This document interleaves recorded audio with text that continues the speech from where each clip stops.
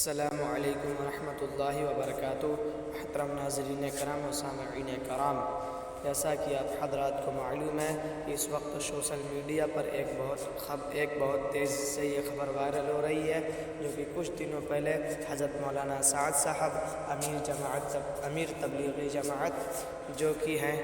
کچھ دن پہلے ان کا دارالعلوم دیوبند کے لیے دورہ ہوا تھا، اور اسی کو لے کر بہت تیزی سے یہ بات سوشل میڈیا پر وائرل ہو رہی ہے۔ آخر وجہ کیا آ گئی ہے، اس کو لے کر دارالعلوم دیوبند کے محتمم حضرت مولانا مفتی ابوالقاسم نعمانی صاحب نے خود اس کی وضاحت کی ہے، اور انہوں نے خود وہ فرمایا کہ وہ آئے،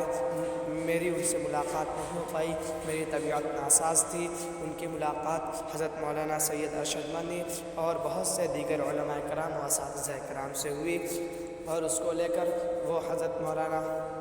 سعد صاحب کاندھلوی رحمۃ اللہ علیہ دارالعلوم دیوبند کا آئے دورہ کیے، اور دارالافتاء میں گئے، اور جا کر کے انہوں نے خود مفتی ابوالقاسم نعمانی صاحب یہ کہہ رہے ہیں کہ وہ آ کر کے کہا، انہوں نے خود یہ کہا ہے کہ آپ فتویٰ دینا چھوڑ دیجئے، آپ فتویٰ نہ دیجئے۔ اس کو لے کر خود دارالعلوم دیوبند کے محتمم حضرت مولانا مفتی ابوالقاسم نعمانی صاحب نے بھی کہا ہے۔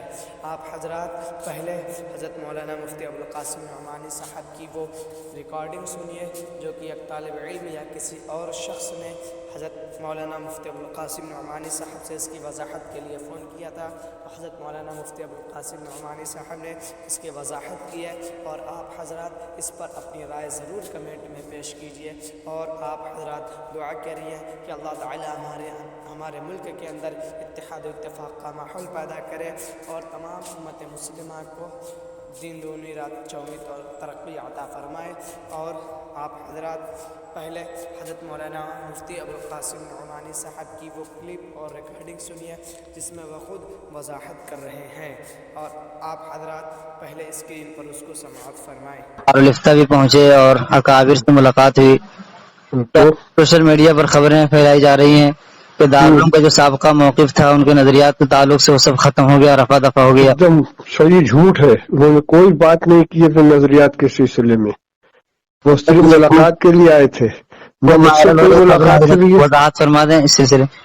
نہ مجھ سے کوئی ملاقات ہوئی ہے، نہ مجھ سے کوئی بات ہوئی ہے۔ صرف ملاقات کے لیے وہ گئے تھے، مولانا ارشد صاحب کے گئے تھے، دارالفتاء میں گئے ہیں، صرف مفتی محمود صاحب کے پاس تھوڑی دیر بیٹھے رہے، لیکن ان کے نظریات اور ان کے خیالات کے سلسلے میں نہ کوئی گفتگو ہوئی ہے، نہ انہوں کسی چیز سے رجوع کیا ہے۔ دارالعلوم کا سابقہ